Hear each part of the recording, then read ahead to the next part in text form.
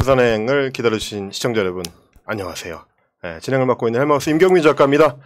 그리고 저희가 오늘 특별한 게스트 세 분과 함께합니다. 언제나 자리를 지켜주고 계시는 부산의 자랑 그리고 이제는 국정감사 스타가 되신 부산 남구을 박재호 의원님 나오셨습니다. 네, 고맙습니다. 안녕하세요, 의원님. 네, 반갑습니다. 네, 그리고 이제 598 부산행이 낳은 라이징 스타 부산시의회를 지켜주고 계신 부산 금정의 박인영 의원님 나오셨습니다. 네, 반갑습니다. 박인영입니다. 안녕하세요. 그리고 오늘 기대해 주신 분들이 많습니다. 저희가 예고만 내보냈는데도 깜짝 놀랄 정도로 반응이 뜨겁게 올라왔습니다. 이번 국감에서 국민의힘을 무찌르는데 최선봉에 서셨던 아주 인상적인 경기도 국감을 보여주셨던 저희 이제 이해식 의원님, 서울 강동의 이해식 의원님입니다. 네, 이해식입니다. 반갑습니다. 안녕하세요, 의원님. 네. 저희가 생방송으로 인사드리고 있습니다. 그동안에는 저희가 이제 녹화 방송으로 토요일에 방송을 했었는데, 저희도 이제 그 새날에 메이저에 합류했다는 뜻이 되겠지요. 그렇습니까? 감사합니다. 시청자 여러분들 덕분이고요. 저희 이제 박재호 의원님, 박인영 의원님 또 활약해 주신 덕분이고, 저희가 이제 지난 방송에서 드디어 조회수 5만 회를 돌파했기 때문에, 그걸 이제 새날에서 평가를 해주신 것이 아닐까. 그런가요? 그렇게 생각을 하고요. 앞으로 이제 매주 수요일 이 시간입니다. 수요일 3시에 생방송으로 매주 화려한 게스트를 모시고 이제 진행을 하도록 하겠습니다. 오늘은 저희가, 이재명 후보 캠프에서 활약하고 계시고, 동시에 얼마 전 이제 국감에서도 인상적인 모습을 보여주셨던 이해식 의원님 모시고 출발하도록 하겠습니다. 의원님, 이렇게. 근데 그 캠프는 해체됐고요. 네. 그렇네요. 당 대선 캠프가 이제 아직 출범하기 전이고요. 그렇죠. 조금 정확하게. 네, 알겠습니다. 여기서 제가 팩트 체크를 당할 줄은 몰랐네요. 역시 일타 강사. 그렇네요. 오늘 좀 제가 지금 긴장을 좀 하도록 하겠습니다, 의원님. 새로 좀 캠프가 조만간 꾸려지겠죠, 의원님? 뭐 저도 잘은 모르겠는데 11월 초 정도에는 꾸려지지 않나 뭐 그런 전망이 있습니다. 아마 이제 국감 끝나고 나면 이재명 도지사가 이제 도지사직 사퇴를 하고 그렇죠. 예. 그 뒤에 이제 꾸려지는 걸로. 그래서 이제 뭐 이낙연 대표도 만나고 대통령도 만나고 네. 또 저쪽 이제 후보도 어떻게 어느 정도 정해질 무렵에 그렇죠. 네네네. 뭐 캠프가 네. 되겠나 합니다. 11월 초에.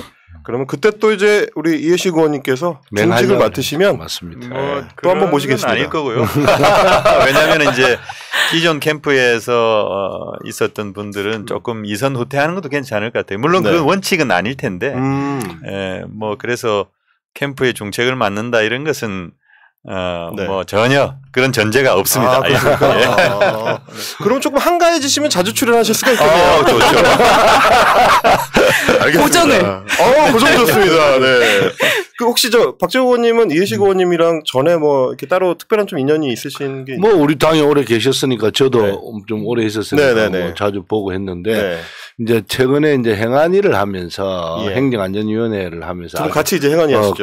급속히 친해져서 아주 좋아하는 후배죠.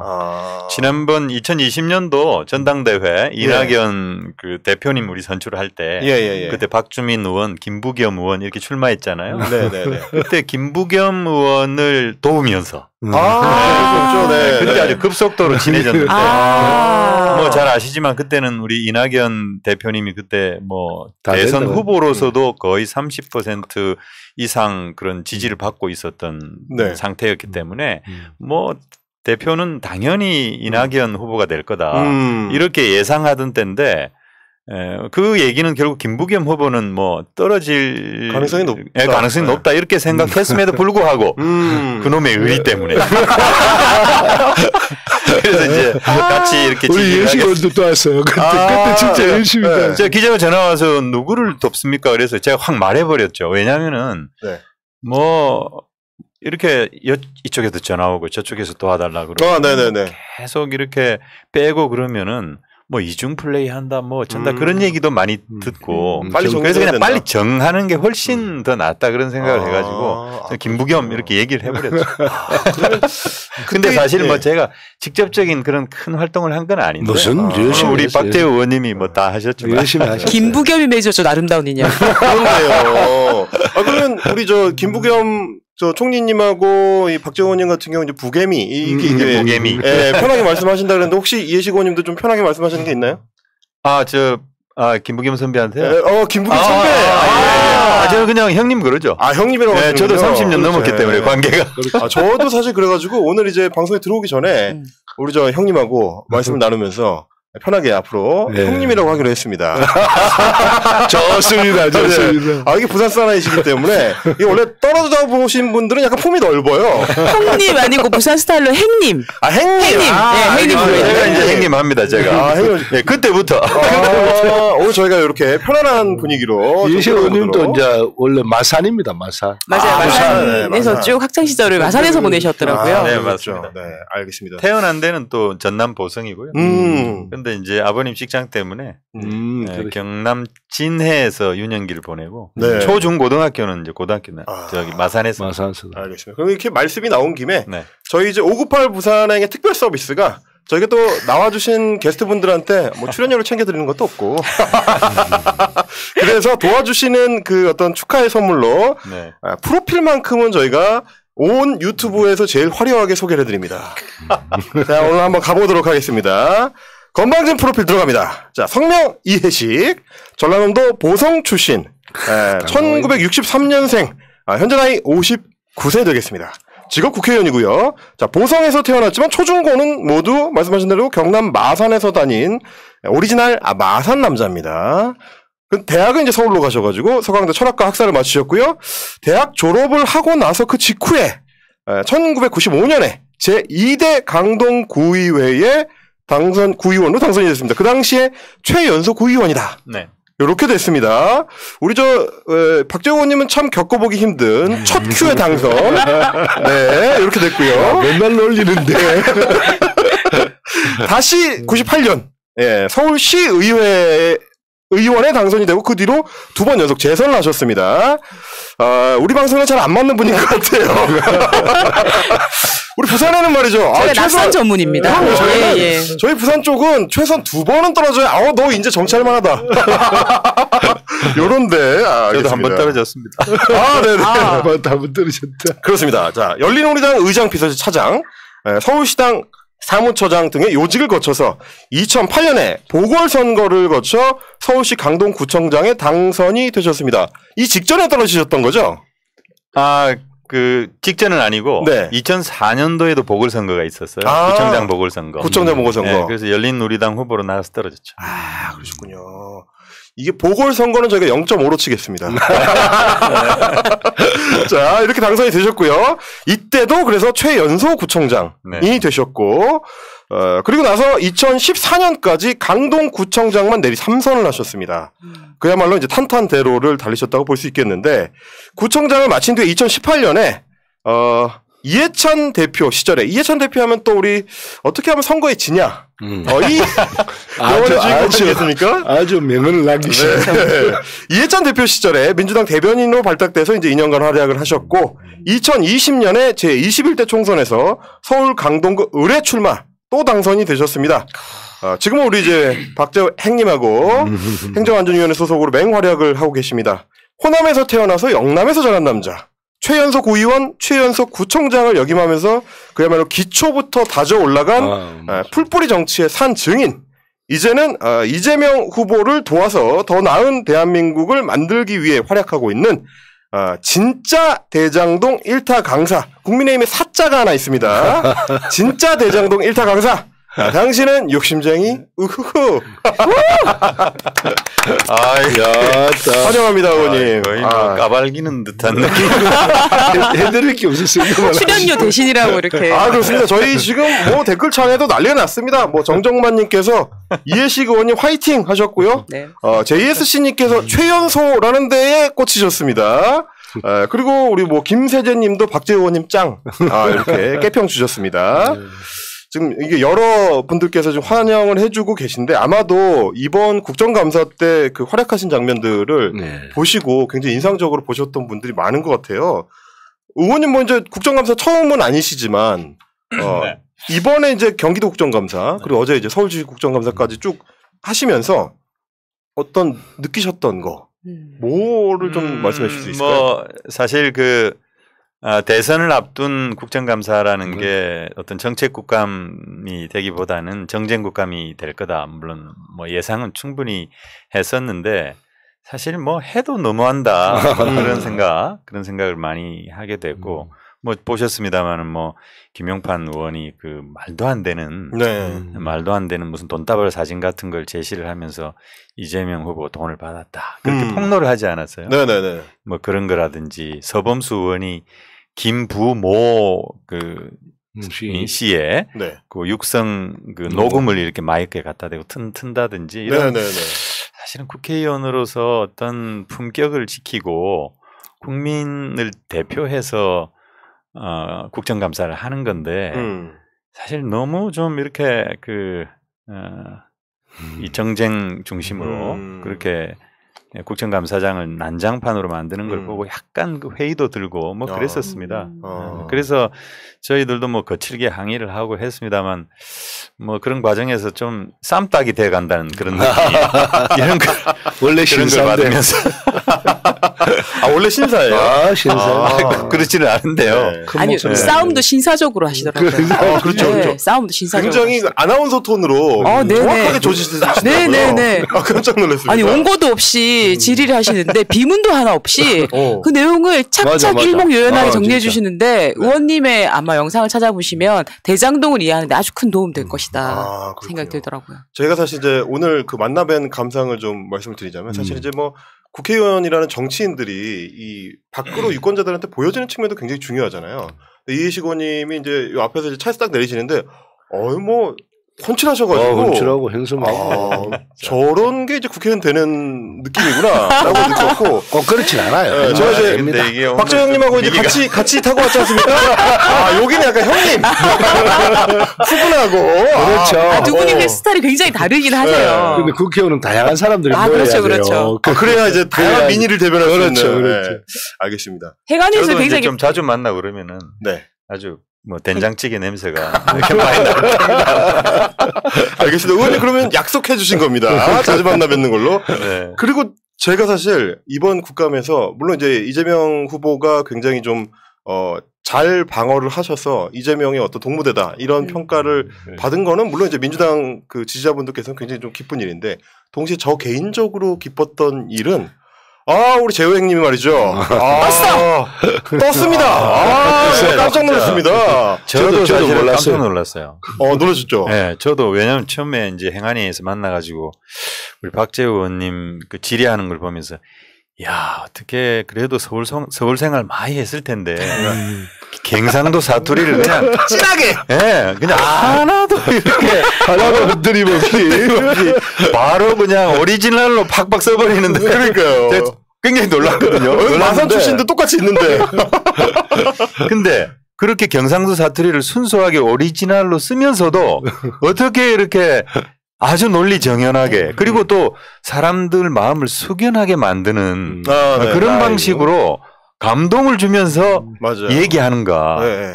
결국 국정감사라는 게 사실 행정부를 질타하는 거거든요. 경찰에 대한 질타, 지방자치단체장에 대한 질타를 하는데 아주 그냥 마음을 울리면서 그것도 경상도 사투리로. 그래서 제가 이번에 아주 너무 참 놀랬고 뭐 평소부터 존경했지만 더 존경하는 저는 정말 놀랐습니다. 이게 사실 저희가 이제 방송을 5989 부산행을 준비를 하면서 뭐 박인영 의원님 영상도 유튜브에 올라온 거 제가 좀 찾아보고 박재호 의원님 나온 그 형님 나온 영상도 찾아봤는데 조회수가 보통 이제 박재호 형님이 나오시면 500회. 굉장히 슬프다. 소박한 그 조회수가 있어서 제가 이제 그 유명하지 않은 아이돌 팬이 된 것 같은 그런 기분이 좀 있었거든요. 근데 이번에 그 국정감사 영상은 조회수가 막 40만 회 뭐 이렇게 나와서 제가 잘못 본 줄 알았습니다. 저도 몰랐어요. 이 조회수가 어떻게 올라가는지도 몰라요. 아니 근데 저는 잘 알잖아요, 의원님은. 근데 저도 그 영상을 보면서 약간 울컥했어요. 국민들이 듣고 싶었던 얘기가 이거구나 라는 생각이 들었어요. 이 국정감사장에서 국회의원이 해줬으면 얘기를 내 마음을 대신해 주는 것 같은 내 마음을 대신해 주는 것 같은 이제 어느 쪽도 치우치지 않으려고 노력하고 뭐 이런 게 좀 이제 평소에 다니다 보면 또 부산 지역은 그렇잖아요. 그래서 이거는 국민들의 마음이 이런 마음도 있다, 이런 마음도 있다 이래서 양쪽을 좀 하물이면서 우리가 잘하자 이런 이야기였죠.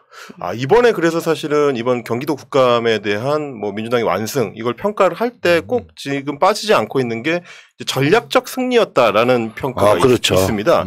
뭐 이제 상대방이 워낙 전략을 엉망으로 세우고 나온 것도 있었지만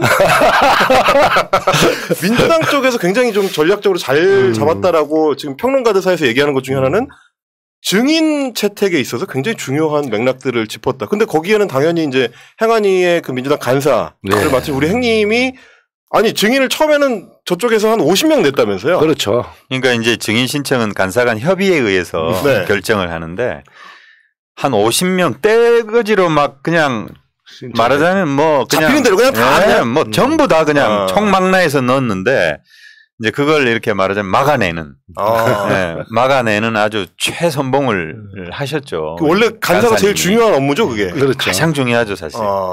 막아내는 게 아니고 그냥 안 하겠다고 치는 거죠. 뭘 막아내. 그러면서 동시에 우리도 아주 주요한 인사들에 대한 요구를 계속 한 거죠. 그럼 우리가 이거 받아주려면 너네는 이 사람을 받아줘야 돼. 그렇죠. 피장파장이죠. 그러면 그래서 우리가 일방적으로 거부했다기보다는 어떤 면에서는 저기도 거부하고 우리도 거부한 거예요. 그렇게 해서 1대1로 그냥 없어지는 게 그런 전략을 딱 짜고 이제 접근을 한 게 우리 박정희 간사님. 우리는 사실로 있는 그대로만 이야기를 하면 되니까 어떤 정인이 나오더라도 근데 정인이라는 게 나와서 저 국감에서 잘못하면 그 사람 또 처벌을 받지만 지금 대선 와중에 잘하면 정쟁의 도구가 되니까 그렇죠. 우리도 이제 뭐 저 윤석열이 쪽이나 이런 사람을 막 이어서 이제 난중에 서로가 몸박 할 수밖에 없는 구조가 되어버렸는데 저희들 좀 안타까운 거는 국정감사에서 몇 분을 받으려고 했어요. 그런데 저쪽도 거부하고 이래서 우리가 서로가 못하게 됐던 생각이죠. 그리고 사실 이번에 이제 그 사실 의원단이 상임위원들의 어떤 질의 순서를 짤 때도 그게 되게 중요하다면서요. 그렇죠. 누가 성공을 할 것이냐. 누가 선빵을 칠 거냐 요건데 저희가 보니까 이해식 의원님이 선빵을 맞추셨더라고요. 근데 뭐 제가 공교롭게 1번 타자가 됐는데 사실 그 이전 직전 국감이 부산시 국감이었어요. 그리고 또 그 전남 나눴죠. 나눠 가지고 그 전남 국감하고 부산 국감을 나눴는데 그러다 보니까 제가 거의 말번이었는데 제가 첫 번째로 좀 올라간 거예요. 부산 국감에서. 그래서 다시 통합을 하다 보니까 제가 이제 앞서게 된 거죠, 순서가. 사실은 이렇게. 의원님들 양해도 구해야 되고 이게 순서 바꾸는 게 쉽지는 않거든요. 그래서 제가 자연스럽게 올라가게는 됐는데 그러면 처음에 질의하는 게 맞느냐라는 걸 이제 우리 간사님이 검토를 하셨는데 그래 그럼 네가 한번 일타로 해라. 1타 강사잖아요. 1타 강사니까 인증 살리기 좋고. 그 말씀을 하시면서 사실은 좀 이렇게 기선제압 이런 것을 사실 생각한 건데 제가 질의를 두 꼭지를 준비를 했어요. 하나는 대장동 1타 강사고 첫째 꼭지는 대장동 개발이라고 하는 게 도대체 무슨 개발인가라고 하는 어떤 핵심 그 결합 개발 방식, 우선주 방식 뭐 그런 거에 대한 질문을 딱 한번 해서 정리를 하고 두 번째 질문에서 부산 저축은행 비리에 대해서 그때 대장동 대출을 했잖아요. 그 당시에 주인 검사가 윤석열이었는데 덮었단 말이에요. 그렇죠. 그리고 그 아주 핵심적인 인물들이 대장 PFB인데 PFB 이강길이 그 부산 저축은행으로부터 그 많은 1,155억 원을 대출을 받았는데 그 대출을 받을 때 알선한 사람이 그 박연호 부산저축회장의 조카예요. 조우영이라고. 불법 브로커를 한 거죠. 근데 그 조우영을 김만배가 소개를 시켜준 거예요. 그래가 박영수가 참모를. 그리고 이제 그 2015년도에 그게 불거져 가지고 부산저축은행 비리 사건이 됐을 때 그때 수사를 해야 되는데 이 박영수 특검을 조우영이가 변호사로 선임합니다. 그 변호사로 선임할 때 김만배가 소개를 해줘서 제가 잘못 말했는데 변호사 소개를 김만배 그때 한 거예요. 그 박영수 특검과 윤석열 그때 당시 중수부 이 이과장은 너무나 친하고 가까운 사이니까 뭐 뻔히 보이지 않습니까? 그렇죠, 덮은 그렇죠. 이유를. 네? 그래갖고 조우영이가 8억인가를 이제 그걸 대출해주면서 돈을 받았는데 네. 어느 날 명목으로 받아갔죠. 어느 날 참고인이 돼버렸어요. 그 범죄자가 피고인이 아니고 참고인이 돼버렸어요. 수사도 하지 않고 참고인으로만 조사를 하고 그냥 네. 덮은 거죠. 이제 그 부분을 딱 제기를 하려고 그랬는데 이제 첫 번째 질의를 하면서 우리 경기도 이재명 지사님이 네. 답변을 조금 길게 하시는 바람에 제가 넘겨버렸어요.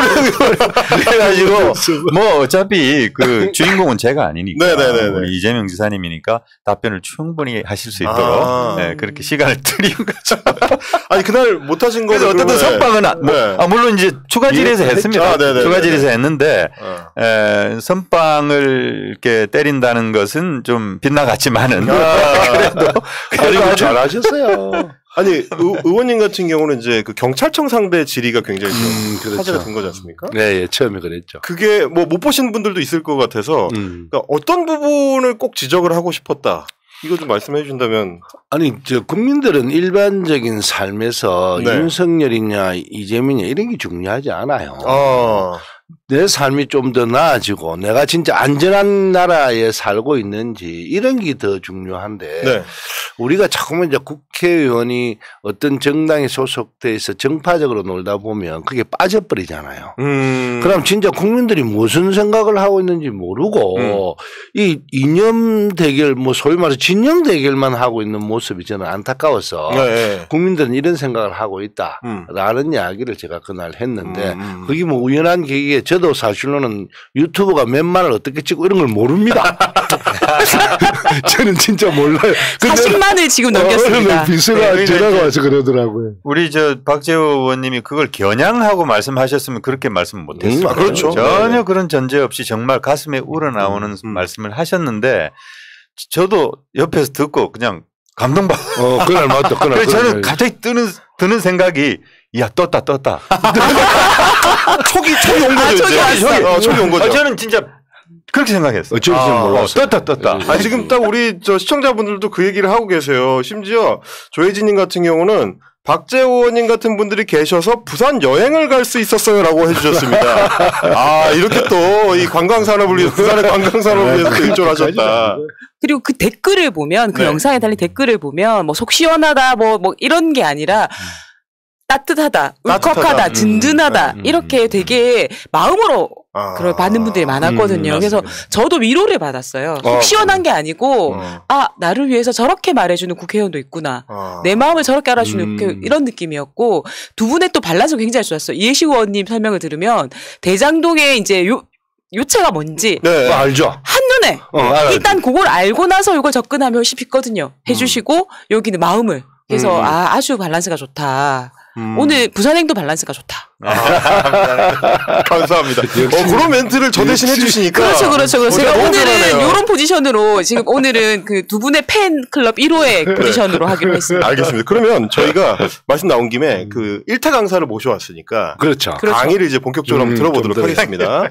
근데 사실은 이렇게 많은 이야기들이 쏟아져 나오고 이렇게 많은 보도가 나오고 말만 넘쳐나는데도 불구하고 실제로 도대체 어떤 일이 있었던 건지 그게 무슨 문제를 안고 있었던 건지 왜 이렇게 된 건지를 아직도 정확하게 이해를 잘 못하시는 분들이 많으세요. 그럼 이제 국감장에서 정리를 해주셨던 것처럼 지금 이 대장동 문제가 왜 이렇게 됐는가? 네. 요체를 좀 짚어주신다면? 제가 1타 강사까지는 안 되고 제가 뭐 첫 질의 때 하려고 했던 것과도 연관이 있습니다만은 사실 대장동 개발을 이해하려면 성남시가 어떤 데인가라는 것을 이해를 해야 되거든요.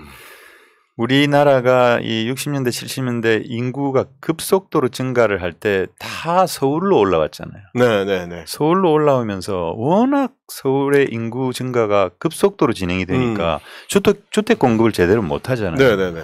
다 이렇게 판잣집을 짓고 살았잖아요. 그런데 이제 이 개발을 하면서 판잣집에 사는 서민들을 어떻게 하겠어요? 다 쫓아보내잖아요. 쫓아내야 되는 거죠. 그래서 정부가 계획적으로 성남 대단지라고 하는 걸 만들어가지고 철거민들을 다 성남으로 보냈습니다. 청계천이나 이런 데 사시던 분들을 다 트럭에 세워가지고 그렇죠. 뭐 쫓아내듯이. 네, 그래가지고 아주 싼 값에 토지 분양을 이렇게 예, 했는데 그때 그 사람들이 돈이 있어요, 뭐가 있어요. 근데 그때도 사실은 제가 알기로 부동산에서 폭리를 취하려고 하는 사람들이 있어가지고 전매를 하고 이런 게 때문에 그게 값이 올라갔어요. 그래서 그것 때문에 정부에서 분양가를 올리면서 거기에 있던 도시의 빈민들 아닙니까? 돈이 그렇죠. 있어요, 뭐가 있어요. 그냥 폭동을 일으킨 거예요. 그게 이제 광주 대단지 그게 광주 대단지 사건입니다. 그게 아마 71년도인가 그랬을 거예요. 그리고 우리 죄송한 말씀입니다만 우리 이재명 후보 같은 흑수저, 그 본인 말씀에 빌리면 무수저, 이런 분들이 대거 모인 게 성남이거든요. 그래서 성남 그 구도심에는 주거 여건이 지금도 열악해요. 되게 열악하고 공원 하나 없는데요. 근데 성남시는 반면에 분당이라는 천당후에 분당이라는 그런 개발이 된 곳도 있고 그렇죠. 또 강남에서 부자들이 와가지고 아주 넓은 거의 100평 가까운 그런 평수에 사는 그 판교라는 데도 그렇죠. 개발이 됐고 그래서 성남시장이 딱 됐는데 보니까 분당도 있고 판교도 있고 한쪽은 공원 하나 없고 이렇게 아주 극심한 불균형 극심한 소득 격차 그런 소득 격차로 인한 각종 격차 이런 것을 보고 반드시 이 구도심 신흥동 지역에 공원을 만들어야 되겠다. 그게 자신은 1공약이었어요. 주거 환경을 개선해야 된다. 네, 그렇죠. 그 공원을 그럼 어떻게 만들 것이냐였는데 공공개발을 통해 가지고 대장지구의 개발 이익을 서로 쉐어하면 되는 거잖아요. 여기서 돈이 남으면 그걸 이제 구도심에 같이 개발하면 되는 거니까. 어차피 공공개발하면 택시해서 분양해가지고 수익을 얻을 수 있는 그렇죠. 것이니까 그렇게 해서 공원을 만들려고 그랬는데 국민의힘 당시 새누리당에서 계속 반대를 했잖아요. 그렇죠. 당시 뭐 다 보셨습니다만 시의회에서도 반대하고 시의회에서 반대하고 2009년도에 이명박 시장이 민간하고 경쟁하지 말라 그래가지고 LH 이지송 사장이 공공개발을 포기를 하잖아요. 당시에 성남시의 국회의원 그게 2010년 신영숙 2009년도 국정감사에서 공영개발 포기하라고 이지송 사장한테 압력 놓고 그래가지고 결국은 2010년도 와가지고 그 LH가 포기를 하고 그 이후로 4년 동안 계속 성남시의회에서 공영개발 포기하고 그러면서 어쩔 수 없이 민관 합작 방식을 통해 가지고 여기에 생기는 개발 이익을 환수를 해서 성남 1공단에 공원을 만들겠다. 그렇게 계속 생각한 게 이제 성남 1공단이죠. 그렇죠, 그렇죠. 그래서 성남 그것도 17,000평입니다. 우리 부산의 LCT하고 거의 비슷한 규모예요. 조금 작은 규모인데. 네, 그렇습니다. 그러니까 LCT 부지에다가 공원을 짓는 사업을 하는 그런 그렇죠. 계획이었던 거죠, 그러니까. LCT 부지는 아니고, 그러니까 이제 LCT 규모하고 거의 맞먹는 조금 모자라지만은 17,000평의 그런 성남시의 구도심 신흥동에 공원을 만들어줌으로써 말하자면 이런 격차를 해소하려고 하는 지역 균형 발전 전략이고 그리고 이재명 지사 계속 줄기차게 얘기해왔던 공정성 이런 것을 성남이라고 하는 지역사회에서 구현하는 이제 그런 정책이었던 거거든요. 근데 거기 하나 더 들어가면 1공단 자체에서 원래는 그게 오피스텔하고 뭐 아파트가 들어서기로 이 계획이 돼 있었대요. 맞습니다. 근데 이거마저도 너가 못한다. 우리가 산다. 강제적으로 어쩌보면 그 도시계획을 짜버렸죠. 그래서 사실로는 이제 좀 이래 뭐 돈을 더 많이 벌려고 하는 사람들이 볼 때는 이재명이는 사회주의자고 빨갱이죠. 공산주의자죠. 우리 걸 뺏어가지고. 왜 내 후가간 걸 뺏느냐. 이제 이런 논리가 있었죠. 그렇지만 맞습니다. 국가 전체를 시 전체를 봤을 때는 사람들이 어쨌든 우리가 더불어 살아야 될 거 아닙니까. 그렇죠. 그런 뜻에서 이제 이것을 취소시키고 공원을 만들려고 하는데 성남시는 돈이 한 푼도 없으니까 모라토리움 선언한다 할 정도였으니까 이런 이제 합작 개발을 생각을 그 부분도 되게 안타까운 부분인 것 같아요. 지금 2021년에 평가를 하려고 하니까 2010년, 11년, 12년 때에 성남시가 어떤 상황이었는지 다 까먹어버리고 10년 지나가지고. 그렇죠. 그러니까 변동금리를 보면 되죠. 나는 고정금리를 해서 내 것만 딱 받아가겠다. 그렇죠. 이랬는데 금리가 변동돼서 막 올라가면 저는 빚져야 되잖아요. 그렇죠. 내려가면 이걸 보지만 그것까지 다 해락하니까 이거는 잘못된 거다는 거죠. 이번에 국정감사에서 저는 이제 이현식 의원님께서 지적하신 것 중에 굉장히 인상적이었던 게 보통 다른 동네에 부동산 개발 사업을 하면 거기서 이제 환수를 하더라도 투자를 다시 그 지역에 하는 방식으로 이제 뭐 도로를 내거나 공원을 만들거나 그게 해당 그 개발을 한 지역에 다시 투입을 하기 때문에 이게 골고루 안 나눠지는데 그 당시에 대장동 개발 사업에서는 대장지구에서 난 거를 다른 지역에 투자하는 방식이라서 굉장히 좀 유익하다 이런 맥락이 그러니까 그 대장동 개발의 이제 핵심이 그 결합 개발이라고 하는 거거든요. 네네네. 그러니까 대장지구에서는 택지 개발을 하고 신흥동에서는 공원을 만드는 거를 한 사업으로 한 거예요.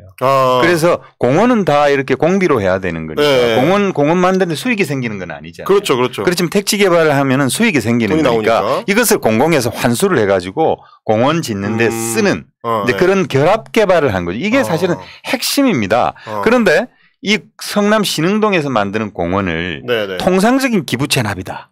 말하자면 대장지구에서 하는 그 기부 체납하고 똑같은 거다. 그렇게 자꾸 이제 국민의힘이나 보수 언론이 얘기를 하니까 제가 그게 아니다. 네. 맞아요. 경실련도 네. 저는 오늘 잘못된 거죠. 정말 문제가 있습니다. 어떻게 그게 말도 안 되는 거거든요. 그래서 제가 이제 그림을 제시를 하면서 대장지구의 토지 이용 계획도를 보여주면서 네. 여기도 공원 학교, 네. 도로 다 들어가고 이게 비율이 면적 기준으로 53.6%다. 보통의 도시개발에서 48% 정도가 평균인데 이 대장지구 내만 53.6%고 이것과는 별도로 2,761억에 공원과 그리고 지하 주차장이 있는 거다. 이제 그 얘기를 이제 드린 거죠. 이게 사실 우리 이제 시청자분들도 잘 모르시는 분들도 있을 것 같은데 예를 들면 그런 거 같더라고요. 서울시에서 강남 쪽에 음마아파트를 재건축 재개발을 해가지고 거기서 수익이 나온 거를 상대적으로 주거 환경이 안 좋은 뭐 강북구나 뭐 이제 이런 뭐 은평구나 이런 쪽에다가 공원을 지어주는 사업에 투자를 한. 그런 셈인 거죠, 이게. 그런 거죠. 서울시에서 그런 걸 시행했으면 서울시가 이제 그렇게 할 수 있는 거죠. 그렇죠. 할 수 있는 거죠. 모델을 보여준 거죠, 이제. 네. 그런데 이제까지 그런 일이 없었으니까 국민의힘 쪽에서 볼 때는 이거는 뭐 그냥 빼뜨린 거죠.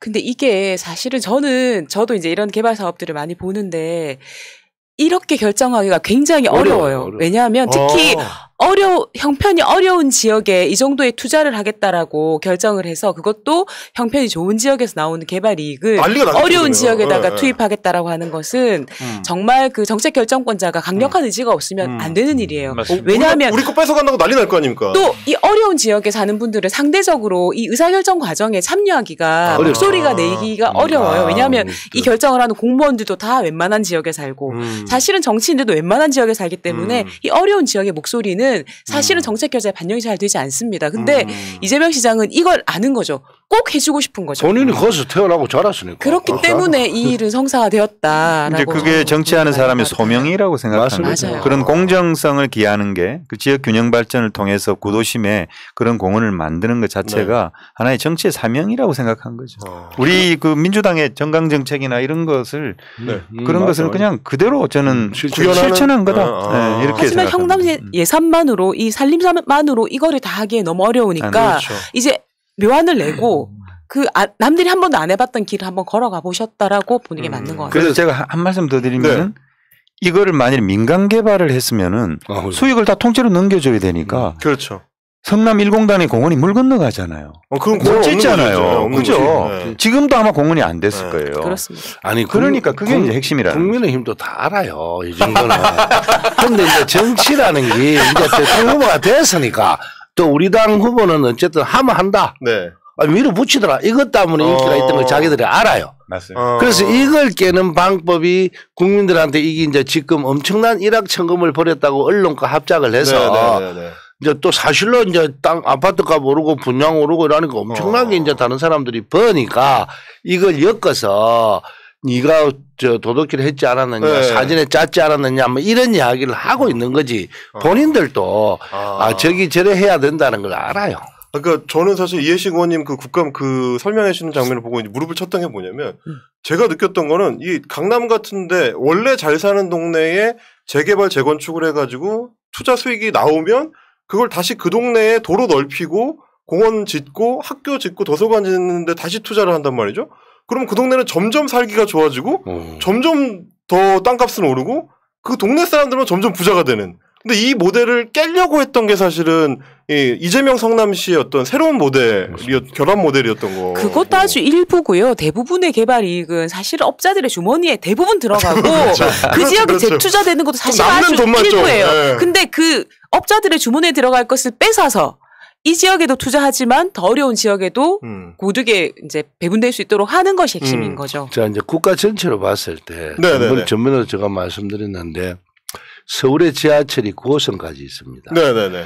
1호선 빼고 나머지는 다 4단까지 이으면 강남에 있습니다. 그렇죠. 다 강남을 지나갑니다. 그러면 부산에서 세금을 낸 거 아닙니까? 그렇죠, 그렇죠. 그 지하철 지을 때. 그러면 자기들이 그것 때문에 땅값이 오르고 혜택을 보면. 그럼요. 그 돈에 세금을 더 많이 내게 해서. 그렇죠. 지방에 있는 우리도 혜택을 보게 해주는 게 국가 아닙니까? 마찬가지로 이제 큰 범위에서는 이래 되는 건데 있는 사람이 볼 때는 우리는 세금 내지 않느냐. 세금을 더 많이 내게끔 만들어야 되는데 세금을 만드는 사람만 전부 다 있는 사람들이니까 세금을 적게 만들려고 노력을 하죠. 또 국회의원들은 자기 지역에 표가 돼야 되니까 세금 올리면 표 못 받으니까 이래서 지금 우리나라가 이런 불균형이 오는 거를 이재명처럼 하면 한다라는 소신이 있으면 가능하다 이거죠. 그래서 이재명 그 지사가 대통령이 되면 국가 균형 발전이라고 하는 것을 제대로 할 수가 있는 거죠. 맞아. 오죽했으면 서울 수도권에서 벌리는 서울 수도권의 투자를 이제 좀 그만하고 부산이나 이런 지금 인구 소멸 지역에 좀 더 투자를 할 수 있는 그런 걸 할 수 있다는 것이죠. 이런 사례가 보여지는 서울 거죠. 국회의원이신데 괜찮으세요? 서울 저는 사실은 제가 지역구가 강동이지만 강동은 도시계획적이나 이런 측면에서 보면 상당히 진전돼 있습니다. 더 이상 뭐 어떤 교통이라든가 이런 것들이 사각지대를 조금 해소하는 그건 몰라도 기본적인 국가 인프라는 돼 있는 곳이거든요. 서울은. 그래서 제가 부산 국감 할 때도 그 왜 무슨 그 하이퍼 큐브인가? 어반루프 내가 비판을 했습니다만 기술이 검증되지도 않은 거를 가지고 어반루프를 투자하겠다고 했을 때 이게 과연 이게 맞나? 뭐 그런 질문을 했는데 본인도 만드는 거 알면서 이제 공약은 했고 그래 이제 용역비 좀 내자 이러지. 용역비도 좀 내자. 좀 나 선거에 좀 써야 되니까 용역이라도 한번 해볼게. 이 정도라고. 어차피 공약했으니까 어쩔 수 없이 이제 용역이라도 한번 해보자. 3D로 조감도 하고 이러면 이게 때깔이 좋으니까 이제. 어차피 정치를 오래 하셔가지고 핵심을 딱 거예요.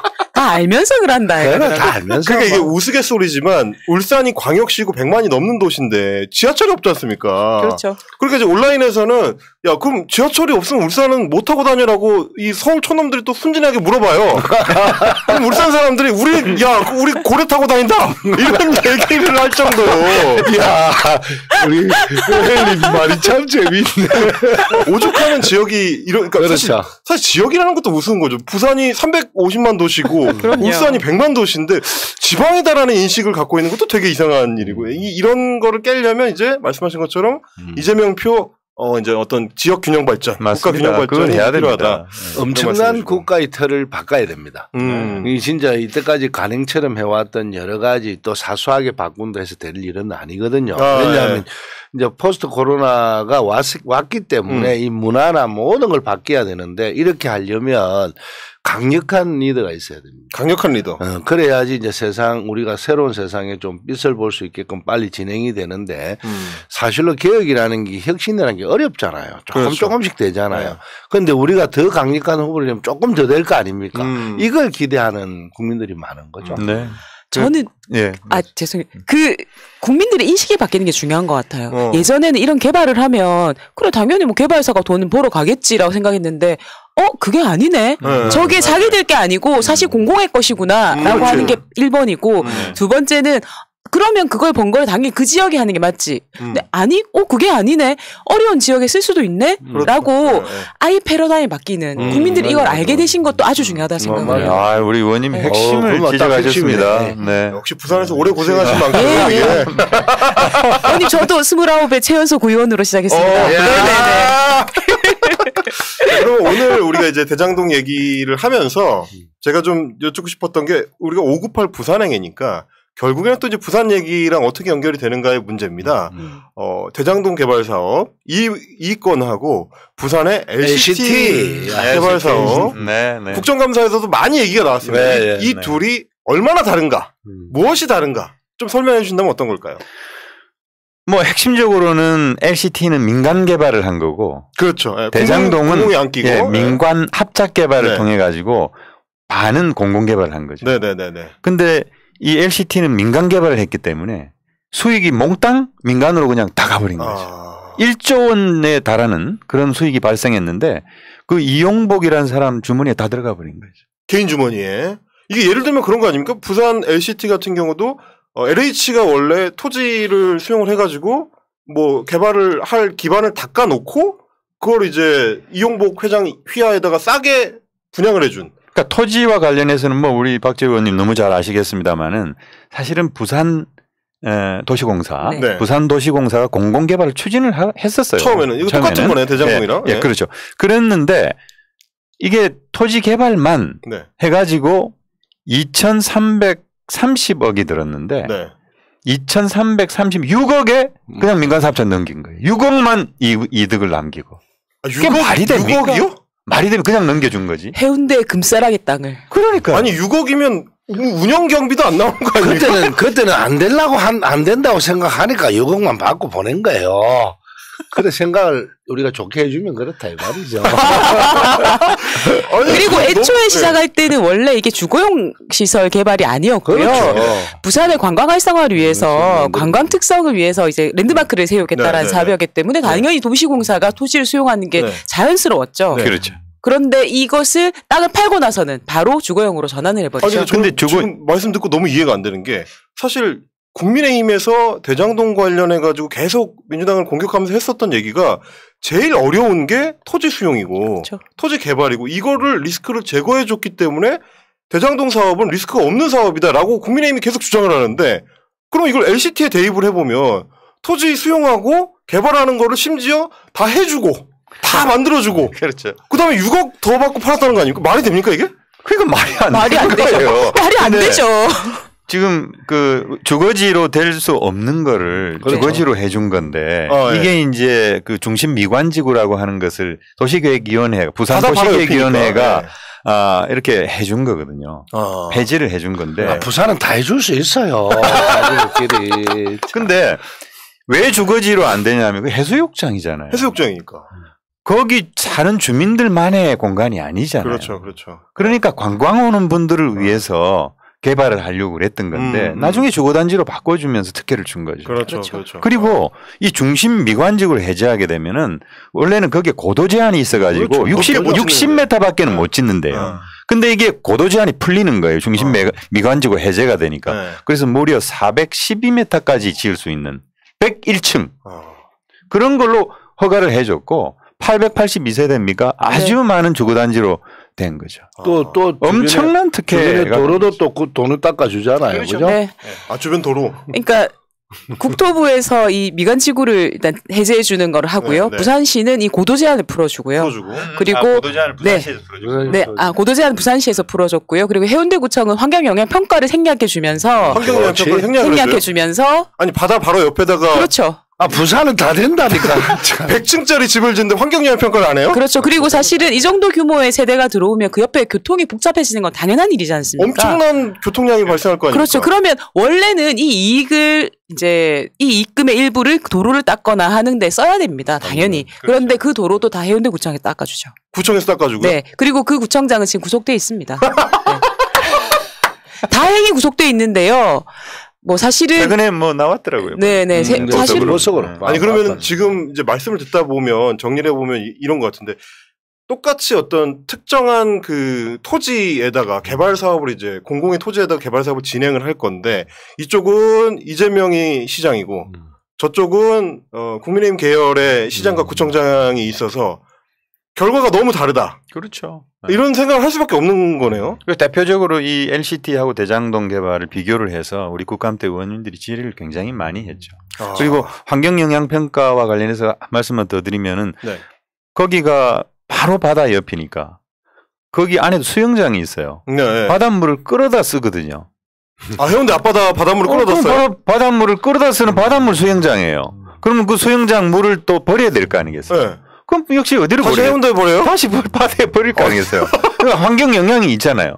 그리고 바로 바다 옆에 그 101층이라고 하는 높은 아주 큰 규모의 건축물이 들어오면은 해양 생태계에 영향을 미칠 거 아니겠어요. 이게 환경영향 평가를 졸속으로 거의 하지도 않고 내줬다는 것은 이건 정말 범죄 행위 중에서 더 너무나도 정말 황당한. 물을 해운대에서 끌어다 쓴다는 얘기를 듣자마자 생각난 게 이게 그야말로 손해는 사회화하고 이익은 사유화하는 딱 그 전형인 거 아닙니까? 전형이죠. 근데 그 이익을 이용복 회장도 물론 많이 갖고 갔지만 사실은 LCT의 불법으로 특혜로 분양을 받은 수많은 법조인, 정치인, 언론인, 검찰 그리고 저희 박형주 시장님까지 사실은 그 이익은 다 그들의 주머니에 들어간 거죠. 호수까지 다 해오고 있어.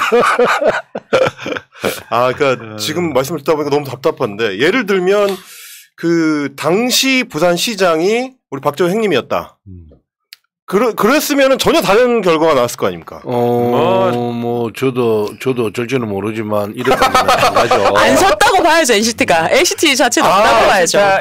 시작이 안 됐다고 봐야죠. 네. 관광지구가 그렇죠. 됐을지언정 그렇게 이제 100층 넘는 아파트가 들어오지는 않았을 것이다. 그렇죠. 지금도 뭐 해운대 이제 호텔 안 지면 허가를 안 내야 되는데 맞습니다. 주거용 오피스텔이라 계속 지금 허가를 낼라 하는데 그걸 못하게 하죠. 이번에 우리 이제 시의원들이 많이 계셔서 그래도 이걸 못하게 하고 있는 겁니다. 그래서 그랜드 호텔도 벌써 다 뜯었어요. 네. 그래서 이거를 이제 업자들이 돈을 그래 비싸주게 살 때는 저거는 이제 주거용 오피스텔을 지어서 사람이 살게 만들어야 돈이 되는데 지금 우리 시의원님들이 그걸 절대 못하게 하니까 못하게 해야 됩니다. 못하게 해야 됩니다. 그럼요. 네.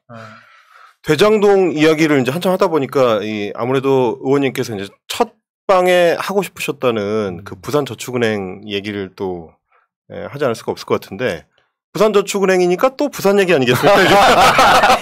진짜 피해자 많습니다. 아닙니다. 제가 왜 부산저축은행 그 사태를 잘 아냐면 그 2011년에 이 사안이 터지고 국정조사를 했었거든요. 맞아. 그 국정조사를 할 때 제가 국회에 있었습니다.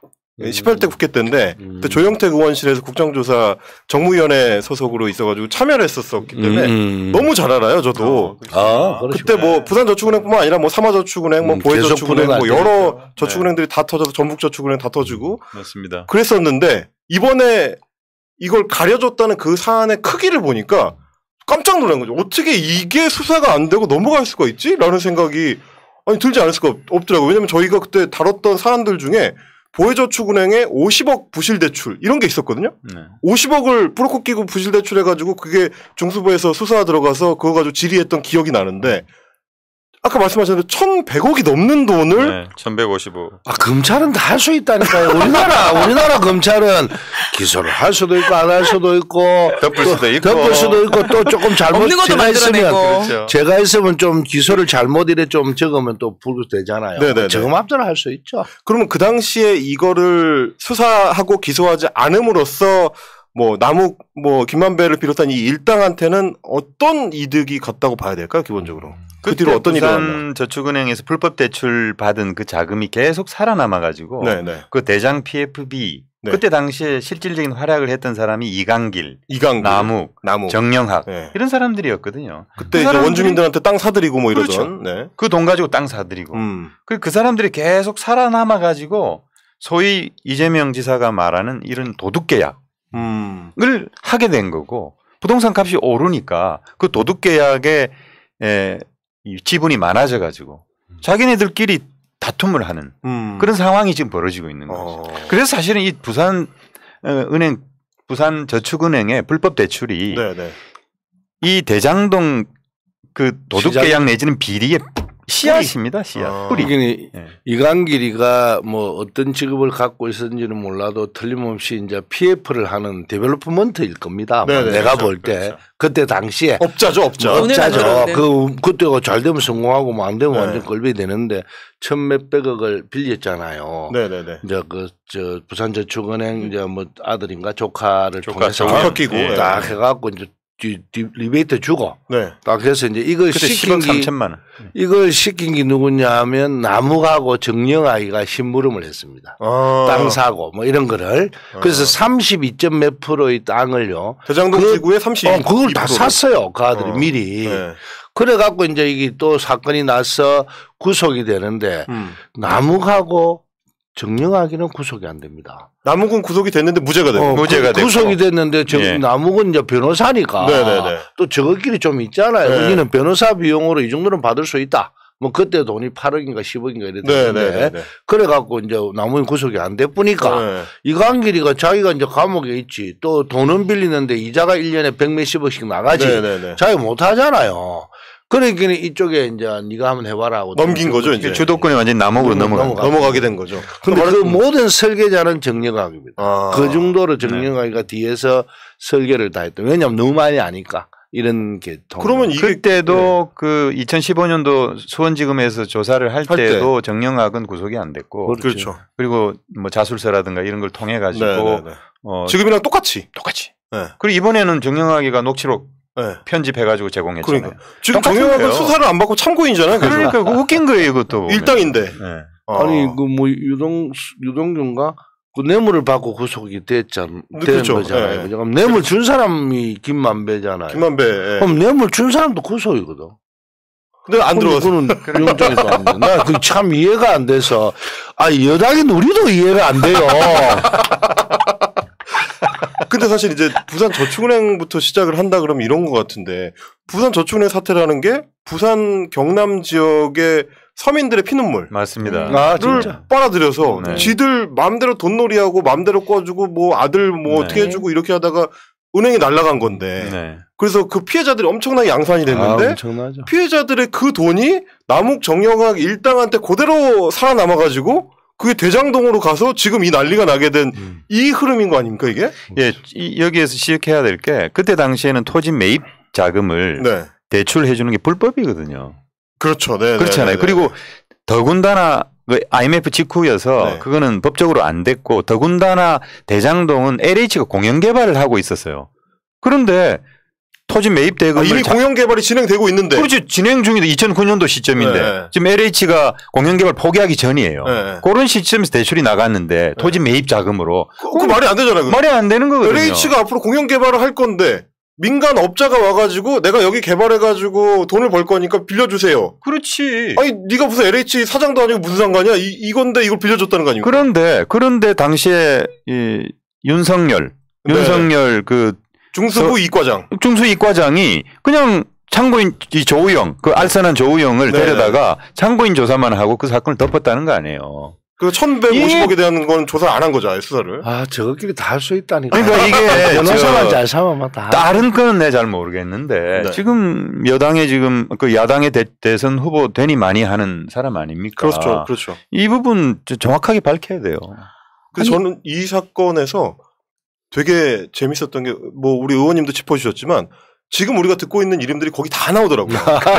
아니 그분들은 빠지는 데가 없어요. 너무 그러니까 박영수 특검이 그 당시에 그 조우영 브로커의 변호인을 맡았고 그 박영수를 소개해 준 게 지금 화천대유 대표인 김만배고 그리고 그 당시에 중수 이과장으로 주임 검사가 윤석열인데 그 중수 부장이 또 그 당시에 김홍일이었다가 처음에 이제 김홍일이었다가 지금은 윤석열 캠프 TF 팀장 맡고 있는 김홍일 중수과장이었다가 중간에 중수부장이 바뀌는데 그게 또 최재경 중수부장으로 바뀌고 그 최재경은 지금 화천대유의 50%.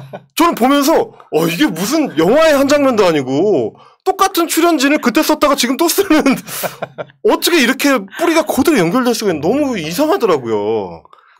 지금 형님 말씀하신 대로 검찰 새끼들은 다 할 수 있어요. 약간 그런 느낌으로. 일부 검찰, 다른 검찰들은 안 그렇겠지만 특수부 또 뭐 중수부 이게 있었던 검찰들은 자기들끼리 너무 잘 압니다. 그래서 지금 윤석열 캠프에 들어가 있는 검찰 출신들 정치인들이 다 그 조들입니다.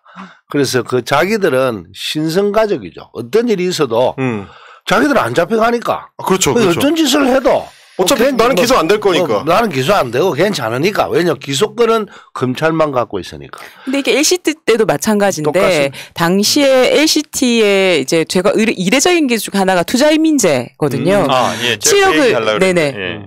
7억을 투자해주면 7억을 투자하면 외국인들에게 영주권을 주는. 근데 그 당시에 그 권한은 법무부에 있는데 그 법무부 장관이 당시 황교안. 그리고 당시 부산지검장은 석동현. 지금 윤석열 후보 캠프에 가기 그렇죠. 때문에 예. 이렇게 그 이름들은 끊임없이 반복해서 나오는 것 같아요. 그때 부산의 모 의원도 굉장히 열심히 노력했다고 제가 알고 있습니다. 그게 소위 말해서 우리나라에 내가 그날도 이야기할 때 우리나라에 소위 말해서 엘리트라는 최고위의 공부 잘하고 똑똑하다는 이런 친구들의 범죄가요. 없는 서민들의 범죄의 몇백 배 됩니다. 금액으로는. 그렇죠. 네. 근데 이분들이 어렸을 때부터 부모들이 니는 공부만 해라. 이렇게 해놓으니까 또 학교 가서도 선생들도 니는 공부만 해라 하니까 인성이 안 자랐죠. 그게 남을 배려하는 마음이 그만큼 줄어들어 있는 분들이 많아요. 물론 그렇지 않은 분도 있죠. 네. 근데 이런 분들이 주로 권력지향적으로 이렇게 돼서 지금처럼 뭐 아나무인식으로 윤석열이처럼 뭐 네. 홍준표한테도 어깨 치면서 뭐 이래 하고 뭐 이 걸어가는 것도 완전히 무슨 총장 그게 대한민국의 이 독재의 그 전형을 보는 이런 모습을 비서 제가 볼 때 참 그 안타까운 사람들이 그래 탄생을 하는 거죠. 진짜 형님 말씀 맞는 게 윤석열 후보를 보고 있으면 혼이 나본 적이 없는 인간의 어떤 전형을 보는 것 같아요. 연수원 이후로는 한 번도 질책을 받은 적이 없어가지고 지금도 전두환 이런 얘기했다가 그렇게 혼나는데도 자기 잘못했다는 얘기를 안 하잖아요. 그러니까요. 혼나본 적이 없는 사람인 거죠. 뭐. 약간의 정치적인 그 고려일 수도 있어요. 그렇죠. 지역 감정을 일으키고 좀 조장하는 중도표를 소위 말해서 이제 영남 쪽에 좀 지금 당을 경선에서 자기네 지지자들을 결집시키려고 하는 그런 의도가 또 있다고 봐야 되겠죠. 지금 아주 우리 시청자분들 의견이 뜨거운데 용호헌님께서 이제 새날에서 박재호 의원님 자주 부르세요 재밌네요 하셨는데 저희 매주 수요일에 아니 제가 주인입니다.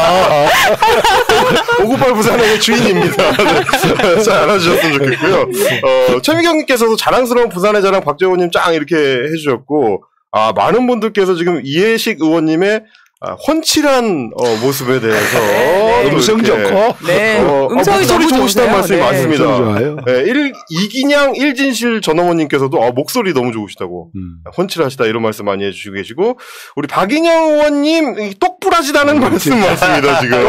떡수이죠. 콩이님 도민들이 잘한다고 하는데 뭐가 문제냐 이제 이런 말씀 해주고 계시고 하여튼 많은 분들께서 이렇게 참여를 해주셔서 감사합니다. 오늘 또 박재호 의원의 박재호 행님의 새로운 모습도 여유 있는 척하면서 매기는 검찰은 뭐 다 할 수 있습니다. 매기는 이런 거 아주 좋습니다. 하여튼 이렇게 좀 정리를 해볼 수가 있을 것 같고 오늘 제가 아까 방송 전에 살짝 듣기로 우리 이해식 의원님께서 598 부산행을 위해서 특별히 딴 데서 공개 안 한 특별한 정보를 하나 갖고 오셨다 들었습니다. 어떤 내용입니까 의원님?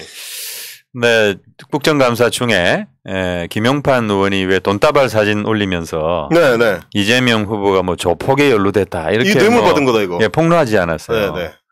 근데 그게 사실 그 이재명 지사도 지적을 했지만 국회의원의 면책 특권을 악용해가지고 사실 국민을 우롱한 거거든요. 그렇죠. 불과 몇 시간 만에 그 사진이 허위된 날조된 사진이라는 게 드러났잖아요. 그 박철민이라는 사람, 그죠? 조폭. 네, 조폭. 국제 마피아파 뭐 행동 대장급으로 자기가 근데 행동 대장급이었다는데 90년생이에요. 12년 동안 행동 대장이었다는데 그러니까 90년생인데 지금 나이가 32살인데 12년 동안 했으면은 역산하면 20살이잖아요. 그리고 거기 보면 2007년부터 뭐 이렇게 얘기가 나오는데 그걸로 계산하면 18살이에요. 아니 너무 웃긴 게 그러니까 저는 일부러 의도적으로 그렇게 거짓말을 한다고 생각할 수밖에 없는 게 뭐 김용팔 의원은 무슨 진정성이라고 얘기를 했는데 어제는 뭐 TV조선에서 무슨 뭐 이렇게 자기가 메모했다는 내용이라면서 공개를 하는데 뭐 이 지사 뭐 몇 시 약속 뭐 이렇게 얘기를 하더라고요. 근데 그 자기가 메모했다는 형님은 메모하는 시점에는 감옥에 있었거든요. 이준석 대표라는 사람이 들어가 있을 때인데 이 지사님은 2018년부터 지사였으니까 2018년 이후에 메모대로라면 2018년 이후에 만났을 거 아니에요. 근데 들어가 있었단 말이죠, 자기 형님은. 이런 거짓말을 언론들이 제대로 검증도 안 하고 막 방송을 단독이라면서 하고. 아니 그런 사람이 있을 수 있어요. 그런 사람들이 있을 수 있는데 그 사람이 무슨 말을 하든 그 사람 그렇게 살아온 사람이 할 수 있는데 그런 사람의 말이 국정감사장에 마치 진실인 것처럼 갖고 와서 그 검증조차 한번 하지도 않고 실제로는 의원님 말씀처럼 다 알면서 그런 게 아닌가. 참 안타깝습니다. 네, 그리고 그게 그분이 서울경찰청장 출신이잖아요. 그렇죠. 경찰을 그렇게 오래 하셨는데 그 자기가 썼다는 진술서 읽어보면 내용을 알 텐데 우리가 지금 하고 있는 얘기들 그럼요. 너무나 잘 알 텐데도 불구하고 그걸 이렇게 얘기를 했다는 것은 그냥 분탕질을 좀 쳐가지고 지지율 떨어뜨리고 아니면 말고 뭐 이런 참 이게 정말 우리 새날이 앞서도 얘기를 했지만 한탄스럽습니다. 새날의 특종을 이야기해 주세요. 행정이 또 정리를 해주시네요. 챙기시네요. 특종을 챙기셔. 그 박철민이가 지난달에 사실 1심 공판이 있어가지고 선고가 됐잖아요. 4년 6개월입니까? 실형도 받았거든요. 그래서 동부구치소 4년 6개월 맞죠? 4년 6개월 맞습니다. 네. 검찰은 12년 구형했는데. 그렇죠. 구형은 12년을 했고 제목이 8가지나 됩니다. 네네네. 폭행, 뭐 업무방해, 마약, 사기, 사기 아주 그냥 대단해요. 근데 이 사람이 중학생 때부터 교도소를 들락날락 했답니다. 했고 전과가 뭐 엄청나게 많은데. 중학교 때부터요? 중학교 때부터. 근데 동부구치소에 있다가 지금 이제 1심 판결을 받고 나서인가 수원구치소로 이제 이감이 됐는데 동부구치소 그러니까 거기 이제 집이 성남이기 때문에 붙들려면 무조건 동부구치소로 가요. 그러니까 중학생 때부터 이 박철민을 봐왔던 징벌위원회 위원이 있어요. 구치소로 들어오면은 그 안에서 무슨 사고 치면은 징벌을 주잖아요. 그 징벌을 주는 그 징벌위원 중에 한 분이 제 지역구에 사는 분이 계세요. 세상에. 그러니까 구치소 내에서 사고 치는 애들. 그렇지. 아니 그러니까 잡혀 들어와서도 사고 치는 애들. 그렇죠. 그런 애들. 박철민이 어떤 사람인지 정확하게 알 수 있는 사람. 개과천선 했니 어쩌니 뭐 그런 얘기가 들리는데 들어와서도 사고 쳤다는 거죠. 그렇죠. 근데 이제 그 징벌위원께서 저한테 카톡으로 보내주셨는데 제가 이걸 국정감사한테 정신이 없어가지고 늦게 보는 바람에 질의가 다 끝나고 이걸 본 거예요. 그래서 바로 제보를 했는데 이분 안타까워서 바로 제보를 했는데. 이분이 이제 바로 영상을 보시다가 저 내가 아는 애인데 이분한테 이제 제보를 한 거죠. 근데 정말 아쉽게도 국정감사장에서 이걸 해야 되는데 그 새날에서 이제 처음으로 저희가 또 얻어먹게 됐네요. 공개합니다. 그래서 그분이 저한테 했던 이 보시면은 카톡 보내주신 거예요. 카톡 내용이군요. 확대해 제가 복사를 한 카메라. 복사를 한 이름은 제가 이분 이름은 살짝 지우고 이렇게. 아이고 벌써 직접 받으신 거죠, 이제? 네, 직접 받았죠. 그래서 제가 그 허락을 구했어요. 이거 좀 이렇게 공개를 해야 되냐. 그래서 뭐 해도 된다. 그렇게 말씀을 해서 제가 읽어드리겠습니다. 의원님, 이재명 지사 국감을 보면서 김용판이가 한 발언 중 국제 마피아 박철민의 돈다발을 줬다는 말을 듣고 기가 찹니다. 제가 동부구치소의 징벌위원으로 매주 참가하는데 박철민이란 놈의 수용생활 징벌 기록을 한번 보시면 정말 과간입니다. 수용생활 전체가 징벌방에서만 생활한 놈입니다. 고소고발 사건이 부지기수고 동부구치소 전 수용자 중에 가장 문제수입니다. 그냥 나서고 싶고 우쭐하고 싶은 이런 놈의 거짓말을 국회의원이라는 사람이 딱 믿고 진실인 것처럼 전 국민이 보는 앞에서 의기양양하게 돈다발을 보여주고 이 지사님이 받았다고 주장하는 걸 보고 정말 기가 찰 노릇입니다. 정말 이 문제만큼은 확실하게 짚고 나가시기 바랍니다. 두서없이 보냅니다. 그리고 또 하나 왔는데 박철민이라는 놈은 중학교 때부터 구속되어 제가 잘 알고 있는 최고의 문제수입니다. 그런 놈의 말을 듣고 믿는다는 것은 정말 바보 중에 바보입니다. 내가 너무 잘 압니다.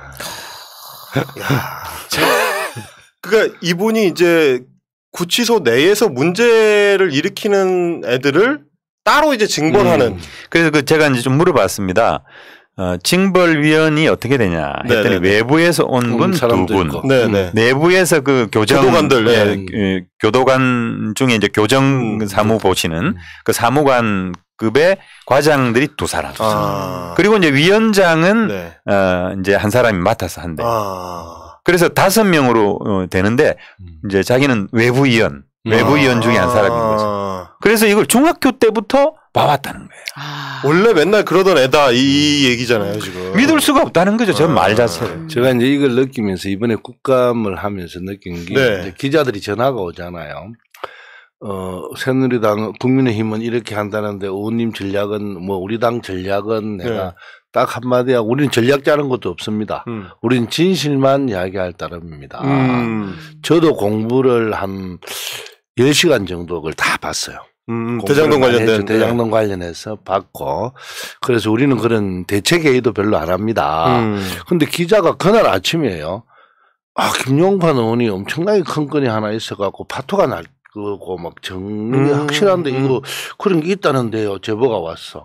김용판 의원실에서 미리 흘린 거죠 이제. 그렇죠. 기자들한테 자기들은 엄청나게 준비를 했고 준비를 맞춘다고 한 거겠죠. 폭탄이 있다. 폭탄이라고 했어. 나는 그런 게 있나? 그런 거 없는데. 왜냐면 제가 아는 이재명이는 박근혜 그다음에 뭐 이명박 정권 때 탄압만 받아서 만약에 돈을 좀 받았더라면 엄청난 계좌 추적에 불가능한 일이거든요. 미리 선약을 해도 사람이라는 게 내 그만두고 뭐 좀 더 이게 됩니까? 그러니까요. 그 새끼 중간에 망할지도 모르는데. 그래서 그건 안 되거든. 그런데 없어. 그래서 나는 있을 수가 없는데. 그럼 뭔가 싶어서 갔는데 이제 이걸 딱 터뜨렸는데 제가 자기 손에서 터졌죠 폭탄이. 제가 좀 안타까운 거는 국민의힘이라는 곳은 자기들이 세상 살아왔던 부처님은 부처님만 보게 받듯이 다 같이 삽니다. 무슨 말이냐 하면 우리 당을 저거가 하는 식으로 대통령이 지시하면 다 한다. 국회의원 공천도 대통령이 다 준다. 저거는 그래 왔거든. 대통령 되려면 돈을 한 1조 만들어서 미리 언론사 이런 데 다 뿌려서 방송 이런 걸 하고 있다. 이런 생각이 탁 젖어 있으니까 그게 이제 계속 같이 있다가 보면 자기들은 이런 게 진실이라고 믿어버리는 거예요. 지역구에서 이런 대규모 사업을 하면 원래 좀 뽀찌 좀 얻어먹는다. 그게 참 안타까운 게 사람이 어떤 집단에 속하더라도 인간이 내가 기본적으로 우리가 사람이 살아가는 행태를 딱 생각을 갖고 이럴 수도 있고 저럴 수도 있지만 이건 아닐 거다는 생각을 가져야 되는데 자기들이 해왔던 곳에 딱 접합이 되면 그 생각을 못 해요. 그러니까 김용판 의원님 같은 경우도 차장까지 하신 분인데 서울청장까지 하신 분이죠. 그런 분은 진짜 잘 알아요. 그런데 이제 뭔가 하나 해야지 된다. 이런 거에 탁 매몰되면 또 이재명이는 무조건 나쁜 사람이다. 딱 자기들끼리는 뭐 이재명은 악마라고 딱 돼 있을 거 아닙니까? 우리는 윤석열을 악마 손에 저건 잘못 빼앗다라는 거지. 우리 그런 생각 안 하거든. 의원님 말씀 맞습니다. 다 알면서 그러는 거 생각이 들고 저는 근데 이제 세뇌가 돼. 자기들은. 그래서 이게 이제 집단이라는 게 참 무섭구나. 아무리 똑똑하고 이런 사람도 세뇌가 되면 답이 없겠구나. 의원님 지난번에 이번에 이제 서울청 그 국감 하실 때 하시던 그 약간 감동이 약간 비슷하게 밀려오는데 결국 자기들이 그렇게 살아왔으니까 민주당도 그렇게 살 줄 알고 민주당 정치인들도 그렇게 살 줄 알고 자기의 시각으로 재단을 하니까 안 그랬을 리가 없어 할 수 있는데 답이 안 풀린다. 아니 그게 억수로 괜찮은 친구가 그 들어가서 한 몇 년만 지나면 비슷해져 버린다는 거죠. 같아져요. 그래서 저거는 우리를 욕하기 시작하고 우리도 그런 사람도 있을 수 있죠.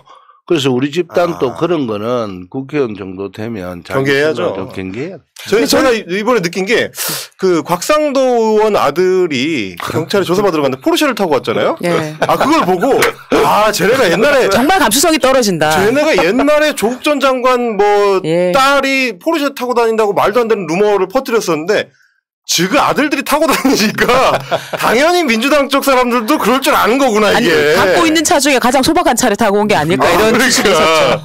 아니 우리는 아반떼 타는데 지그들 기준에 생각하니까. 근데 저는 의원님 이 지지자 이 유권자 지역에 이 카톡을 보고 저는 민주당 이번 대선을 국민하고 원팀으로 치르면 되겠다는 생각이 들었어요. 국감을 저는 국민들이 국감에 직접 당사자가 되어서 참여하고 있다는 느낌을 받았거든요. 그래서 정말 그랬습니다. 그랬어요.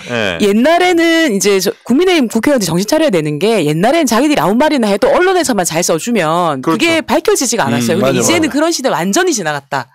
실시간으로 국민들을 보고 바로 검증해서 바로 국회의원들에게 제보하는. 그러니까 돈다발 사진이 허위라는 거 그렇게 해서 온 거잖아요. 제보가 온 거잖아요. 지금도 지금 징벌위원회 위원이셨던 분이 바로 그냥 이렇게 제보를 하시고. 그러니까 저희가 민주당 이번 대선을 치르면서 민주당만의 대선을 치르는 것이 아니라 국민들하고 원팀에서 대선을 치를 수 있겠다라는 저는 가능성을 봤어요. 네. 또 이렇게 또 정리를 또 그렇죠. 정리. 정리하면 박인영이다 역시. 또 부러집니다. 역시 떡이야 떡순이. 감사합니다. 저희가 사실 국정감사에 이렇게까지 그 시청자의 눈이 많이 몰린 적이 있었던가 싶을 정도로. 거의 없었죠. 야, 제가 어느 날 다 봤다고 전화가 오는데. 깜짝 놀랐습니다. 이게 사실 다 모아봐도 대단히 이렇게 조회수가 많지만 MBC에서 국정감사 경기도 국정감사를 생중계한 게 10시간이 넘거든요. 10시간 11시간 가까이 되는데 그 영상이 조회수가 100만이에요. 그걸 보고 정말 이렇게 우리 국민들이 국정감사를 열심히 시청을 해 주시면 우리 정치가 정말 좋아질 텐데 라는 생각을 하긴 했습니다. 그 현장에서 이 맹활약을 해 주셨던 이해식 의원님 그리고 이제 우리 재호행님 모시고 말씀 나눠봤고요. 부산에서는 혹시 이번에 있었던 건 경기도 국정감사 보고서 특별히 또 다른 얘기 시민들이 해주시고 이런 게 있어요? 사실은 국정감사 하기 전날 이준석 대표가 이제 라디오 인터뷰에서 적어도 이재명 지사의 무능을 드러내는 그런 국정감사가 될 것이다 라고 호언장담을 하셨거든요. 그런데 정말 국민의힘의 무능을 열심히 드러내는 이 팀플레이도 안 되고 준비도 안 되고 내용도 없고 윽박지르기만 하고 포테르만 하는 무능을 여실없이 보여주는 국감이었다. 역시 이제 실력이 있어야 그럼요. 그리고 진정성이 있어야 그게 이제 국민들한테 가닿는다는 걸 이번에 좀 많이 좀 느꼈으면 좋겠다라는 생각이 들었습니다. 이제 두 분 의원님들은 국정감사 마무리만 남으신 거죠? 네, 이제 종합감사. 26일 날. 약간 미진했던 거 이제 추가로 하는 게 이제 종합감사. 전체적으로 그 중에서 꼭 의원들이 제기하고 싶은 그런 거를 골라서 추가로 하는 종합적으로 하는. 시정감사는 끝났습니까, 박인영 의원님? 저희는 11월에 지금 박형준 시장을 벼르고 있습니다. 요것도 너무 배우지 마. 그럼 살살 저희도 신사적으로 잘 감사하도록 하겠습니다. 근데 문제는 이제 살살 때린다고 때려도 저쪽에서 죽을 만큼 아파하더라고요. 요즘 정말 얼굴이 너무 까칠하세요. 그래요? 네, 얼굴 너무 까칠하셔서 거기 너무 동정심 갖지 마시고요. 네네네. 그러면 시정감사 하실 때도 아마 재밌는 얘기들이 많이 나올 텐데. 그렇습니다. 또 우리 598 부산항에서 많은 썰풀이를 좀 부탁을 드리겠습니다. 네, 저도 이 특종을 좀 할 수 있도록 준비해 오겠습니다. 많은 제보 부탁드립니다, 부산 시민 여러분. 그렇습니다. 여러분, 부산 시정감사도 생중계하니까요. 네네, 많은 제보 봐주시면 감사하겠습니다. 박형준 시장이 골치 아프겠어요. 몇 분만 있으면 작살나면. 박형준 시장이 작살나는 장면은 저희가 또 중계를 해주겠습니다. 알겠습니다. 잘 부탁드리고요. 의원님 오늘 저희 처음 이제 출연을 해주셨는데 분위기 어떠셨습니까? 거의 좋네요. 사투리도 비슷하고. 네네네. 케미도 맞고. 네네. 옆에서 워낙 구수하게 하시니까 이게 표준말 쓰는 게 더 도드라져 보이네요. 알겠습니다. 자주 출연해 주십사 좀 부탁을 드리면. 제가. 오라 뭐요? 어쩌겠냐. 오라 지가 와야지 뭐야겠네. 한마디로 그냥. 아니 제가 이제 저희가 이제 회의방이 있는데 부산에 준비하는 회의방이 있는데 거기서 이제 우리 행님이 섭외하는 비하인드 스토리를 가끔 들어요. 근데 비하인드 스토리를 할 게 없어. 전화를 해. 야 혜식아 나왔나? 이러면 이제 나와야 된다고. 저는 이제 밝힐 수 있습니다. 저도 인연이 다음 주 화요일 바쁘나? 아니요. 그럼 서울 좀 올라온다 해서 올라와 보니까 이걸 하게 되었어요. 그 첫 방송이. 이게 무슨 동네 마실 가듯이. 네네네. 시간 있나? 이러면서 부르는. 저희가 그렇게 이 강력한 출연진과 함께하고 있다라는 점을 다시 한번 좀 강조를 드리고 싶고요. 이제 국정감사가 마무리 단계로 넘어가니까 본격적으로 대선 앞으로 가게 될 겁니다. 그러면 저희 이제 598 부산항의 역할도 그리고 이제 부산 선거를 위한 준비 그리고 민주당의 부산한 움직임들이 더 좀 필요하고 부각이 될 것 같습니다. 앞으로 저희가 더 열심히 좀 뛰어보겠다라는 말씀을 드리고 우리 재호 형님하고 인형 누님과 함께 그리고 가끔 찾아주실 해식 형님과 함께 하도록 하겠습니다. 예. 앞으로도 이제 저희가 관심 있게 이해식의 국회의원 이해식의 활동을 지켜보도록 하겠습니다. 주입식이 아닙니다. 주입식이 아닌 대장동 1타 강사. 알겠습니다. 이해를 시키면 지식이 늘어나는 이해식 의원과 함께. 막판에 한번 하셨어. 감사합니다. 오늘 나와주셔서 다시 한번 감사드리고요. 우리 또 박인영 의원님, 또 박재호 의원님께도 감사를 드립니다. 새날 그 시청자 여러분들께서도 지금 뭐 많이 워낙 남겨주시고 계세요. 샤이니션님께서 성호 이해식. 이렇게 목소리에 대한 또 말씀해 주셨고. 진짜. 예. 진희님께서 박재호 이해식 의원님 앞으로 눈여겨보겠습니다. 응원합니다. 이렇게 해주셨고. 윤서님께서는 박인영 의원님께 드리는 말씀인 것 같아요. LCT 진짜 한번 파봤으면 좋겠습니다. 네. 이렇게 해주셨고. 김희엄님께서 민주당 원팀 화이팅 하셨으니까 앞으로 이런 부분도 많이 좀 부탁을 좀 드리겠습니다. 함께 해주셔서 감사하고요. 저희가 첫 생방송 준비를 해봤는데 그래도 제 나름대로 걱정했던 거에 비하면 우리 재호 형님께서 잘해주셔가지고 이제 유튜브 스타세요. 그럼요. 제가 사실 이쪽은 걱정이 많고 저쪽은 전혀 걱정을 안 했는데 오늘 좀 안심을 하게 됐습니다. 이제 스타세요. 제가 사실 이제 박인영 의원님이 못 오시면 이 방송 어쩌나 항상 걱정을 하거든요. 다음 주부터는 약간 내려놔도 될 것 같아요. 먼저 가능하다. 잘 부탁드리고 저희는 또 다음 주에 굉장히 센 분하고 또 지금 저희가 섭외가 들어가고 있습니다. 기대해 주셔도 좋을 것 같습니다. 다음 주 이 시간에 오후 3시 수요일에 만나 뵙도록 하겠습니다. 598 부산행이었습니다. 감사합니다, 여러분. 감사합니다. 고맙습니다.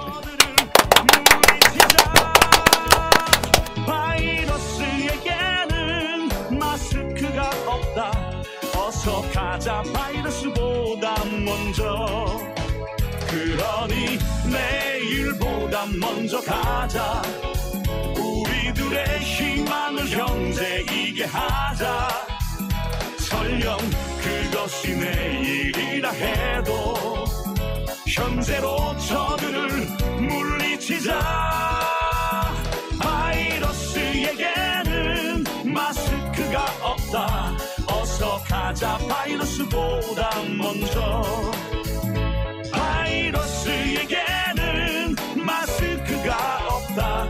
어서 가자 바이러스보다 먼저.